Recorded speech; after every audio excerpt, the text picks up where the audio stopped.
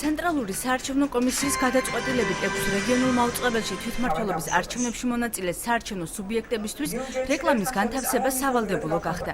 ტელეკომპანიების ჩამონათვალში, სადაც პარტიები ფასიან რეკლამას განათავსებენ, ტელეარხი 25 ვერ მოხვდა.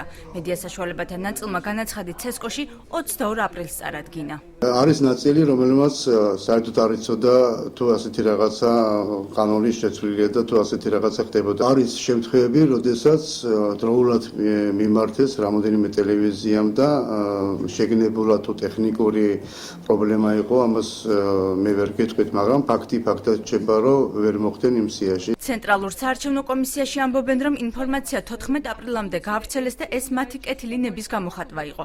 აქვე განმარტავენ, რომ რეგიონულ არხებს საჭირო დოკუმენტაცია კანონით განსაზღვრულ ვადაში უნდა წარედგინათ, რაც მხოლოდ 6-მა მედია საშუალებამ მოახერხა.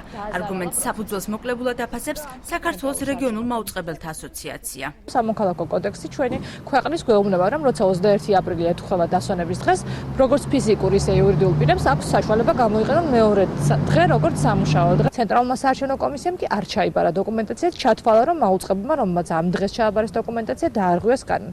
რა თქმა უნდა, მათი ეს პოზიცია, ჩემი აზრით, არ არის გამყარებული სამართლებრივად. გამოვიჩინეთ კეთილი ნება და ინფორმირება გავაკეთეთ მაუწყებლების, ინფორმირება გავაკეთეთ რეგიონულ მაუწყებელთა ასოციაციის მანამდე, სანამ ოფიციალურად დაინიშნებოდა არჩევნები, ანუ ეს მოხდა 14 აპრილამდე პერიოდში. ნათია კუპრაშვილი ნორმის უკუშედეგებზეც საუბრობს. ეს გადაწყვეტილება არ უწყობს ხელს საარჩევნო პროცესის წარმართვას, იმიტომ რომ კარკალაბოდში წარმართვას, იმიტომ რომ შეზღუდულია პოლიტიკური პარტიების არჩევანი ტელევიზიების არჩევასთან დაკავშირებით და პრიორიტეტულად არის ცნობილი მინიმუმ 6 ტელევიზია, როცა კანონი განსაზღვრავდა მინიმუმ 7 და უფრო მეტს. საკითხს ბათუმში თავისუფალი საქართველოს წარმომადგენელიც გამოეხმაურა. მერაბ ღოღობერიძე ცესკოს გადაწყვეტილებას არხზე ზეწოლად აფასებს და ამბობს, რომ ამ შეზღუდვით აჭარის რეგიონში თვითმმართველობის არჩევნებში მონაწილე პარტიები იზარალებენ.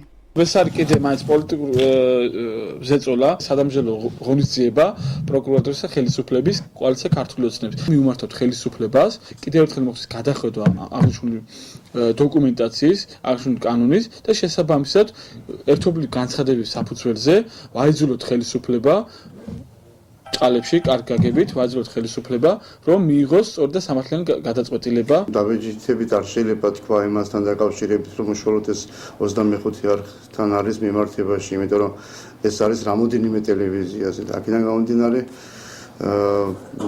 ამ საკითხთან დაკავშირებით მიჭის რაღაც კომენტარი გავაკეთე. საკითხი ხელმეორედ აღარ განიხილება. ცესკოში ამბობენ, რომ როგორც რეგიონული მაუწყებლებისთვის, ასევე პოლიტიკური სუბიექტებისათვის მაქსიმალური გაკეთდა.